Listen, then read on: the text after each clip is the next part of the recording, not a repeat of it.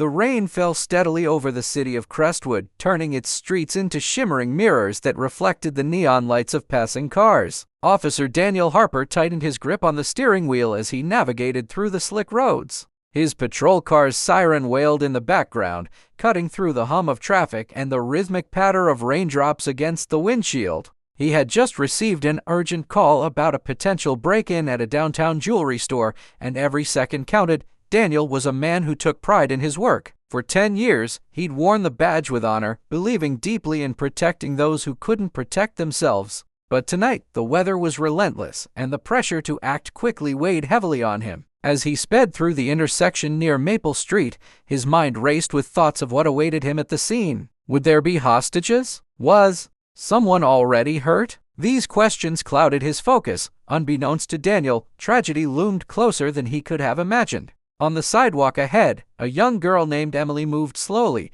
her small hands gripping the handles of her walker tightly. She was no older than 8, her face framed by curly brown hair dampened by the rain. Emily had cerebral palsy, which made walking difficult for her, but she never let it stop her from exploring the world around her. Tonight, she had been excited to visit the corner bakery with her mother to pick up a treat before heading home. Her mother stood nearby under the awning of the bakery, holding an umbrella as she watched Emily take careful steps toward her. "You're doing great, sweetheart," she called out encouragingly. But the sound of screeching tires drowned out her voice.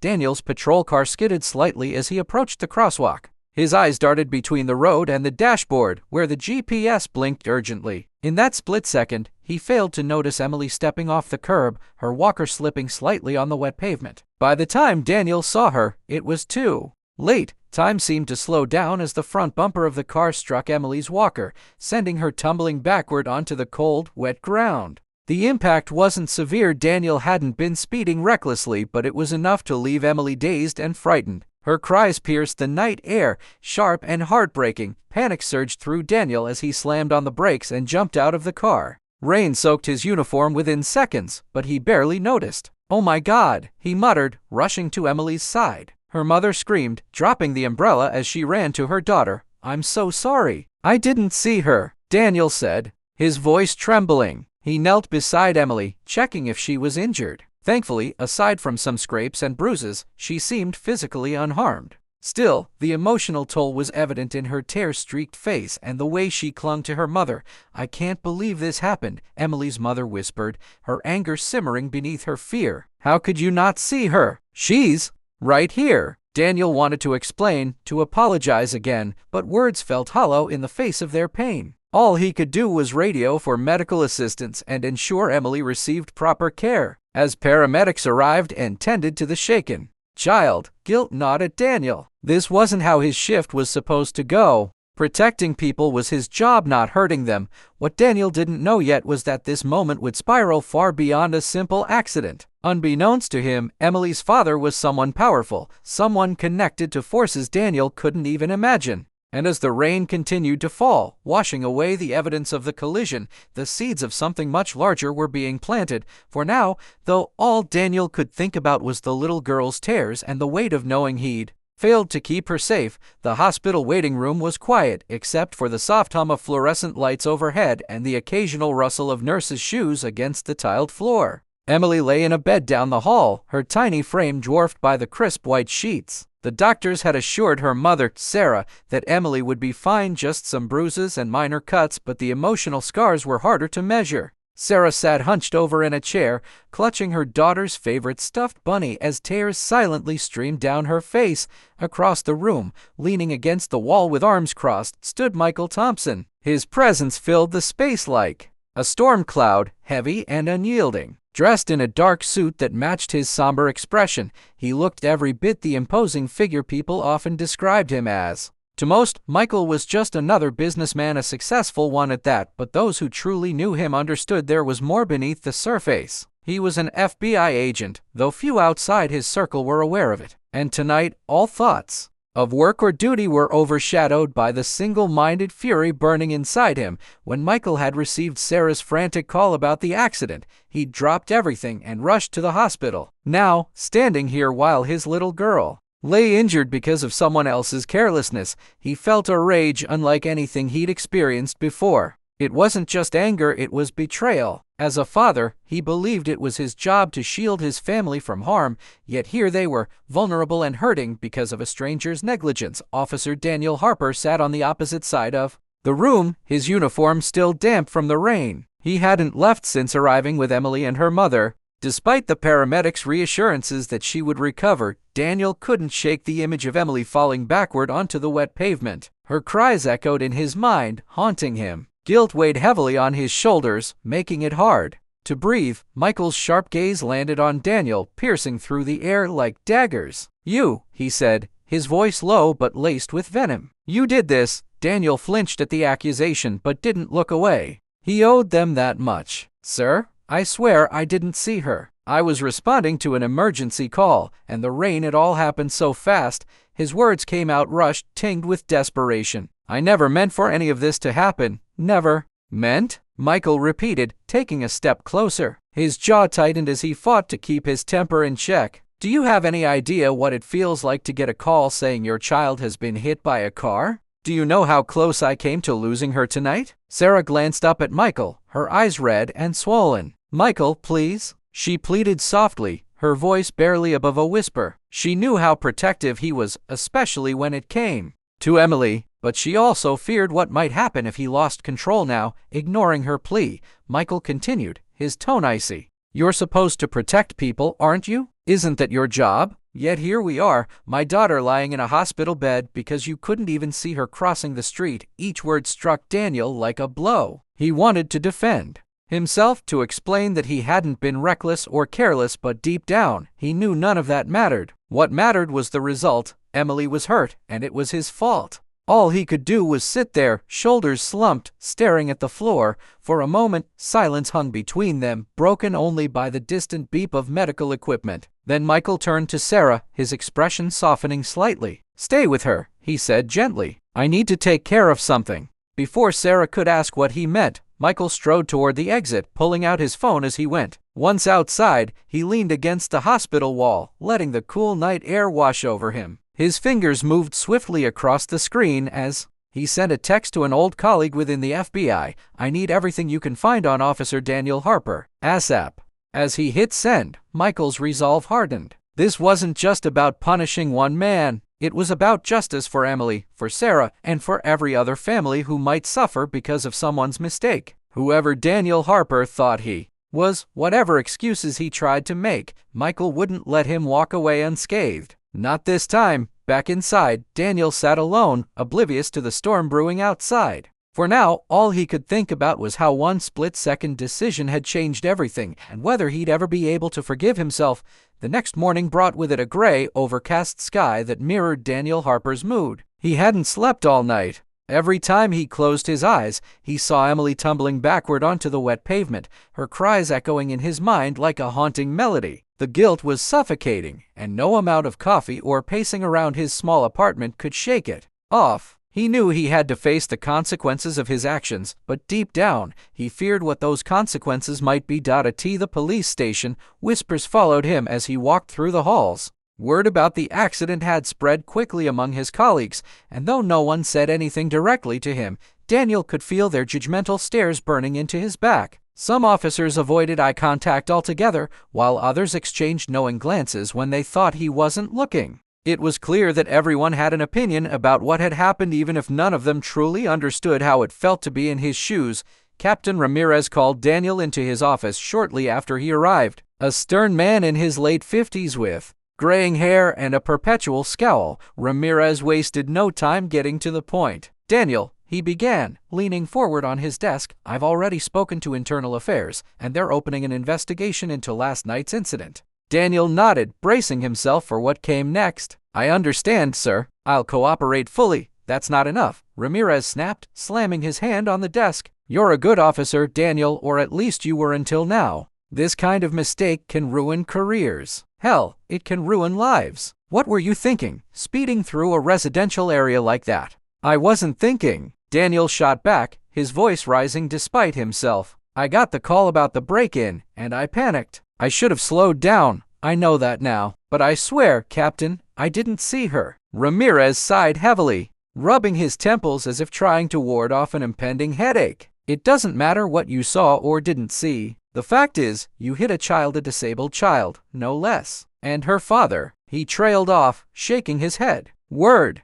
has it he's some big shot. If we don't handle this carefully, it's going to blow up in our faces. Daniel's stomach churned. What do you mean big shot? Just rumors for now, Ramirez replied cryptically. But trust me, Daniel, this isn't going to end quietly. You need to prepare yourself for whatever comes next. Meanwhile, Michael Thompson sat in a dimly lit conference room at FBI headquarters, surrounded by stacks of files and documents spread across the table. His colleague, Agent Laura Chen, stood beside him, scrolling through her tablet as she summarized her findings. Officer Daniel Harper, Laura began, her tone professional but tinged with curiosity. Clean record so far, no prior complaints or disciplinary actions. Joined the force 10 years ago after serving 2 tours in the military. Seems like your typical hardworking cop. Michael frowned, tapping his fingers impatiently on the table. Hardworking doesn't excuse reckless behavior. Keep digging. Laura nodded and continued. He lives alone in a modest apartment near downtown. No family ties to speak of. Parents passed away years ago, and he has no siblings. His financials check out. He's not in debt, no gambling habits, nothing suspicious there either. So what are you telling me? Michael asked, his frustration evident. That this guy is just some unlucky schmuck who made one bad decision. No, Laura said slowly, hesitating before continuing. But there's something else. Something personal. About 3 years ago, Harper lost his fiancée in a car accident. She was killed instantly when another driver ran a red light. Harper was driving behind her at the time but couldn't stop in time to avoid the collision. Michael froze, his anger momentarily giving way to surprise. Are you saying this guy has experience being on the other side of tragedy? Exactly, Laura confirmed. From what I've gathered, it hit him hard. Took him months to return to work afterward. Some say he hasn't been the same since. For a brief moment, Michael felt a flicker of empathy, not for Daniel Harper, but for the pain he carried. Losing someone close to you in such a violent way would leave scars that never fully healed. Yet, as quickly as the feeling arose, it vanished. Empathy wouldn't change what had happened to Emily. Justice still needed to be served. You think this history excuses what he did? Michael asked sharply, his voice regaining its edge. No, Laura replied firmly, but it might explain why he reacted the way he did last night. Grief can mess with your judgment. Michael leaned back in his chair, processing the information. Whether Daniel's past influenced his actions or not didn't matter to him. All that mattered was holding him accountable for Emily, for Sarah, and for every other innocent person whose life could be shattered by recklessness. As he left the conference room, Michael's phone buzzed in his pocket. It was a text from Sarah. Emily wants to talk to you. A small smile tugged at the corners of his lips. Despite everything, his daughter remained resilient. She always found a way to bring light into even the darkest moments. For her sake, Michael vowed to make sure Daniel Harper paid for what he'd done, not out of vengeance, but because justice demanded it, and justice, Michael knew,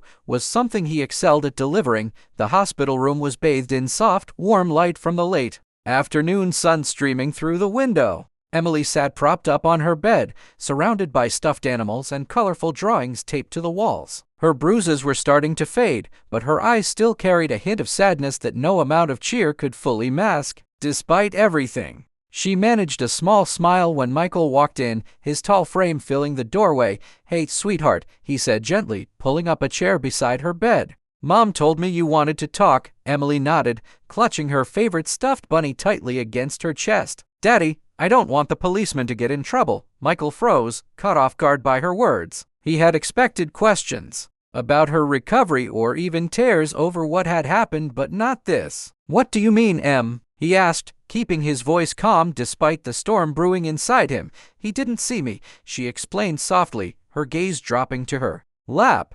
It was raining so hard, and he looked scared after it happened. I think he feels bad. Michael's jaw tightened as he struggled to process her reasoning. How could someone so young show such compassion after being hurt? It wasn't fair. It shouldn't be this way. Yet here she was, defending the very man who had caused her pain. Emily, he began carefully, choosing his words with precision. What he did was wrong. He should have been more careful, especially in a place where people like you might be walking. But accidents happen, Daddy, she replied, looking up at him with wide, earnest eyes. Even Mommy says sometimes bad things happen without Anyone meaning them too? Michael sighed, running a hand over his face. Sarah had always been the voice of reason between them, often reminding him that life wasn't black and white. But this wasn't just some simple misunderstanding, it was negligence, plain and simple. Still, seeing Emily's unwavering kindness made it harder for him to hold on to his anger. Before he could respond, Sarah entered the room carrying 2 cups of coffee. She paused when she noticed the tension in the air. "Everything okay?" she asked cautiously, handing 1 cup to Michael. "Emily thinks we shouldn't blame Officer Harper," Michael said, his tone neutral but tinged with frustration. Sarah raised an eyebrow, glancing at Emily before sitting down on the other side of the bed. "Is that true, sweetie?" Emily nodded again. "I don't hate him, Mommy. I just want everyone to stop being mad." Sarah exchanged a meaningful look with Michael, silently urging him to tread lightly. She knew how protective he was, but she also understood the importance of teaching Emily empathy even in difficult situations. "Look, Em," Michael said finally, leaning closer to his daughter, "I know you're trying to be kind, and that makes me proud of you. But part of my job is making sure people are held responsible for their actions. If we let this go, it could happen again to someone else." Emily frowned, clearly conflicted. "But if he feels sorry, doesn't that count for something?" Her question hung in the air, forcing both parents to confront the complexity of forgiveness. For Michael, justice had always been about accountability, about ensuring that those who made mistakes faced consequences. But Emily's perspective challenged that belief, reminding him that humanity wasn't defined solely by punishment. Later that evening, Daniel Harper sat alone in his apartment, staring blankly at the television screen without really seeing it. The weight of Captain Ramirez's warning and the knowledge that Internal Affairs was investigating him was crushing. Every knock at the door sent his heart racing, fearing it might be the moment his career came crashing down. His phone buzzed on the coffee table, snapping him out of his thoughts. It was a text from an unknown number. "Meet me tomorrow at a M Corner Cafe on Main Street. Come alone." Daniel stared at the message, his stomach twisting into knots. Who could it be? Was it a trap? Or worse, someone connected to Emily's family? Despite his fears, curiosity and guilt drove him to reply, "Okay." The next morning, Daniel arrived at the cafe early, his hands trembling as he ordered a cup of black coffee. He chose a seat near the window, scanning the crowd nervously. At exactly a M, a man walked in, a man Daniel immediately recognized from the hospital. It was Emily's father. Michael approached the table with deliberate steps, his expression unreadable. "Officer Harper," he said coolly, taking a seat across from Daniel. "We need to talk." Daniel swallowed hard, gripping his coffee mug tightly. "Mr. Thompson, I'm so sorry about what happened. I never meant to hurt Emily. No," Michael interrupted, surprising Daniel with his calm tone. "She told me." Daniel blinked, unsure if he'd heard correctly. "She did?" "Yes," Michael continued, leaning back in his chair. "She doesn't blame you. In fact, she's worried about you getting in trouble." For a moment, Daniel felt a flicker of hope, but it quickly faded under the weight of Michael's piercing gaze. "That doesn't change what I did," Daniel admitted, his voice cracking. "I failed her. I failed all of you." Michael studied him for a long moment, searching for sincerity in his words. Finally, he spoke. "You're right, it doesn't change anything. But maybe it gives us a chance to figure out how to move forward." Daniel hesitated, unsure of what Michael meant. "What are you saying?" "I'm saying," Michael replied, his tone firm yet measured, "that while I can't forgive you, not yet, you have an opportunity to make things right. Start by proving to me, and to yourself, that you're willing to take responsibility." Daniel nodded slowly, feeling a mix of relief and determination. Whatever Michael had planned, he knew one thing for certain. He owed it to Emily and to himself to try. As they parted ways, neither man realized how much their lives were about to intertwine, or how far-reaching the ripple effects of that single rainy night would become. The days that followed Daniel Harper's meeting with Michael Thompson were filled with uncertainty. Though their conversation had ended on a somewhat hopeful note, Daniel couldn't shake the feeling that Michael was testing him, watching his every move to see if he truly deserved forgiveness. And maybe he was right to do so. After all, actions spoke louder than words, and Daniel knew he needed to prove himself worthy of even a sliver of redemption.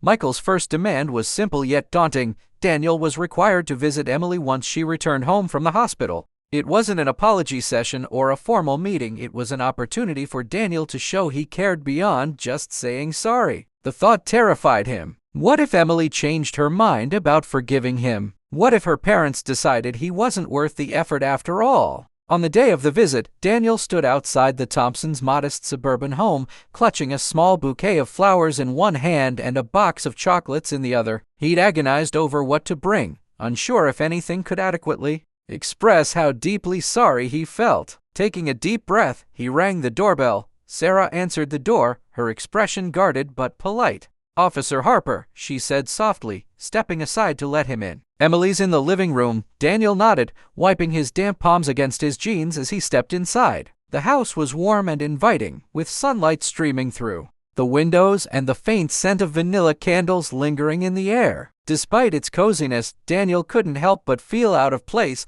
like an intruder in a world that should have remained untouched by his mistakes. Emily sat on the couch, her legs tucked beneath her as she colored in a picture book. When she looked up and saw Daniel, her face lit up with a shy smile. "Hi, Officer Harper," she greeted him warmly. "Hey, Emily," Daniel replied, his voice trembling slightly. He knelt down beside her, placing the flowers and chocolates on the coffee table. "I brought these for you. I wanted to say thank you for being so kind, and to tell you again how sorry I am." Emily tilted her head, studying him curiously. "It's okay," she said simply. "I forgive you." Her words hit Daniel like a tidal wave, overwhelming him with emotions he hadn't expected. Tears welled up in his eyes as he struggled to find his voice. "Thank you, Emily. That means more to me than you'll ever know." From the doorway, Michael watched silently, arms crossed and jaw tight. Seeing Daniel break down in front of his daughter stirred something within him, a flicker of doubt about whether he was too harsh in his pursuit of justice. But he quickly pushed the thought aside. Forgiveness didn't erase accountability, and Daniel still had work to do. Over the next few weeks, Daniel threw himself into making amends. At Michael's insistence, he began volunteering at a local community center that supported children with disabilities. It was unfamiliar territory for him, but he approached it with humility and determination. Each interaction, whether helping a child navigate an obstacle course or simply playing board games, reminded him of Emily and the fragility of trust. One afternoon, while assisting a young boy named Lucas who used a wheelchair, Daniel found himself reflecting on the accident. Watching Lucas laugh and cheer as he scored a point in a game of basketball made Daniel realize just how much he had taken for granted before that fateful night. These kids weren't defined by their challenges. They were resilient, vibrant, and full of life. And he had almost robbed Emily of that joy. Meanwhile, Michael kept tabs on Daniel's progress, often visiting the community center unannounced to observe him from afar. While Daniel remained oblivious to his presence, Michael noted the genuine care and effort he put into his work. Slowly, begrudgingly, Michael began to acknowledge that Daniel was trying not just to save his career, but to become a better person. Still, Michael wasn't ready to let go of his anger completely. Every time he looked at Emily's fading bruises or remembered the fear in Sarah's voice during that phone call, the rage simmered beneath the surface. Justice, he reminded himself, wasn't just about punishment, it was about ensuring that no one else suffered because of someone's recklessness. One evening, as Michael sat alone in his study reviewing case files, Laura Chen called him unexpectedly. "You're not going to believe this," she said, her tone urgent. "Internal Affairs is leaning toward dropping the investigation." Michael's blood ran cold. "What? Why?" "They're citing lack of evidence of gross negligence," Laura explained. "Apparently, witnesses corroborated your story about the weather conditions and the emergency call. Without clear proof of intent, they don't have enough to pursue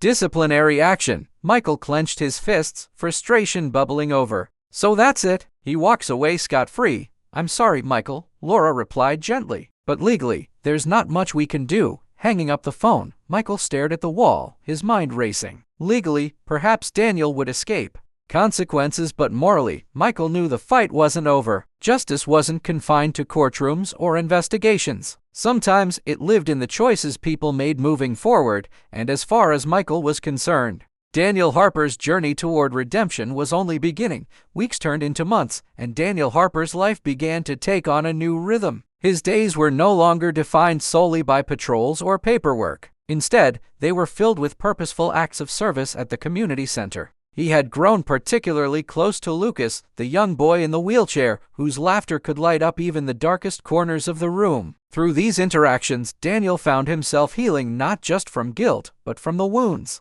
of his past that he'd buried long ago. Yet, despite the progress he'd made, Daniel couldn't shake the feeling that Michael Thompson still loomed over him like a shadow. Every time they crossed paths during Daniel's visits to Emily, Michael's piercing gaze reminded him that forgiveness was not something easily earned and certainly not something given freely. One crisp autumn afternoon, Daniel arrived at the Thompsons' home for what had become a weekly tradition, spending time with Emily. She loved teaching him how to draw, her small hands guiding his as they sketched animals and flowers together. Today, however, Sarah greeted him at the door with an unusual request. "Michael wants to talk to you," she said, her voice soft but serious. "He's waiting in the backyard." Daniel's heart sank. He nodded silently, bracing himself for whatever awaited him outside. As he stepped into the backyard, he saw Michael sitting on a wooden bench beneath a sprawling oak tree. The golden sunlight filtered through the leaves, casting dappled shadows across the ground.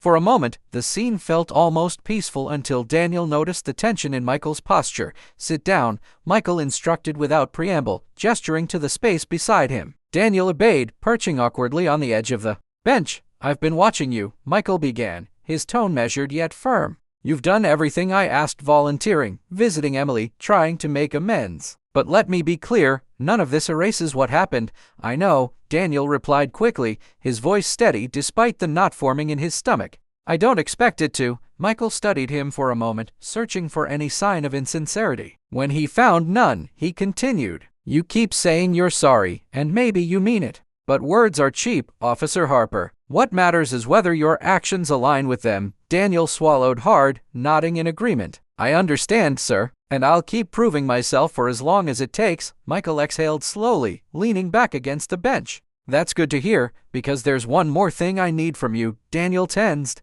unsure of what was coming next. "Anything. I want you to speak at a safety seminar we're hosting next month," Michael explained. "It's organized by the FBI and local law enforcement to educate officers about driving responsibly in urban areas, especially when responding to emergencies. Your story, it has weight. If you share it, maybe others can learn from your mistake." The request caught Daniel off guard. Sharing his failure publicly to colleagues, strangers, even superiors felt like exposing his deepest shame to the world. Yet, as he considered Michael's words, he realized the opportunity it presented. This wasn't just about punishment anymore. It was about preventing another family from enduring the pain the Thompsons had faced. "I'll do it," Daniel said finally, his voice resolute. "If it helps someone else avoid making the same mistake, then it's worth it." Michael nodded, a flicker of approval crossing his face before disappearing behind his usual stoic mask. "Good. We'll send you the details soon." As the weeks passed, Daniel prepared for the seminar with painstaking care.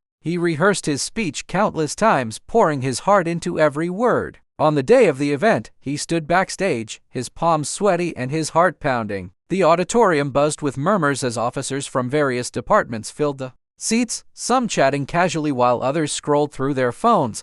When his name was called, Daniel walked onto the stage, the spotlight blinding him momentarily. He took a deep breath, gripping the podium tightly as he began to speak. "A few months ago, I made a mistake that changed lives forever," he started, his voice trembling slightly. "I hit a child, a little girl named Emily. She survived, thank God, but the emotional scars are ones I'll carry for the rest of my life." The room fell silent, every eye fixed on him. Daniel recounted the events of that rainy night, his voice growing steadier as he spoke. He shared how guilt had consumed him, how Emily's kindness had inspired him to change, and how Michael's demands had pushed him toward redemption. When you're behind the wheel of a patrol car, it's easy to forget that your decisions affect real people, he concluded, his voice thick with emotion. "I learned that lesson the hard way. Don't wait until it's too late to remember why we wear this badge: to protect, not harm." As Daniel stepped away from the podium, applause erupted throughout the auditorium. Officers rose to their feet, offering respect where skepticism might have once existed. Among them sat Michael, his expression unreadable but his eyes betraying a flicker of satisfaction. Later that evening, as Daniel returned home, he received a text from an unknown number: "You did well today. Keep it up." It was unsigned, but Daniel didn't need to guess who it was from. For the first time since the accident, he allowed himself a small smile. Redemption was a long road, but he was finally taking steps in the right direction, and somewhere along the way, he realized Michael Thompson wasn't just holding him accountable, he was helping him rebuild. The months that followed the seminar brought unexpected changes for Daniel Harper. His speech had resonated deeply with his colleagues, sparking conversations about accountability and compassion within the police department. The story of Emily's accident and Daniel's efforts to make amends spread beyond Crestwood, featured in local news articles and even discussed in training sessions across neighboring cities. What began as a moment of shame had transformed into an opportunity for growth, not just for Daniel, but for others who listened and learned from his experience. For Michael Thompson, the transformation was subtler but no less profound. Watching Daniel pour his heart into every act of redemption softened the edges of his anger. He still carried the memory of that rainy night, the fear he'd felt when Sarah called him, and the image of Emily lying on the hospital bed. But over time, those memories became less about blame and more about resilience, the strength of a family that refused to let tragedy define them. One chilly December evening, the Thompsons hosted a small gathering at their home to celebrate Emily's recovery and the upcoming holidays. Friends, neighbors, and a few members of the community center staff filled the cozy living room, laughter mingling with the scent of freshly baked cookies. Daniel stood near the fireplace, chatting quietly with Lucas, who had become something of a little brother to him. As Emily darted around the room handing out candy canes, she stopped in front of Daniel, her cheeks flushed with excitement. "Officer Harper," she said, holding out a handmade ornament shaped like a star. "This is for you." Daniel knelt down to meet her eye level, accepting the gift with trembling hands. "Thank you, Emily. It's beautiful." His voice cracked slightly as he added, "You have no idea how much this means to me." Emily grinned, hugging him tightly before running off to join her friends. Nearby, Michael watched the exchange, his arms crossed but his expression softer than usual. Sarah approached him, looping her arm through his as they observed the scene together. "You've done well, Michael," she said softly, resting her head against his shoulder. "You turned something terrible into something meaningful for all of us." Michael sighed, glancing at her. "I didn't do anything special, Sarah. I just wanted justice for Emily, for you, for everyone affected by that night. And you got it," she replied firmly. "But along the way, you also gave Daniel a chance to heal. That takes courage too."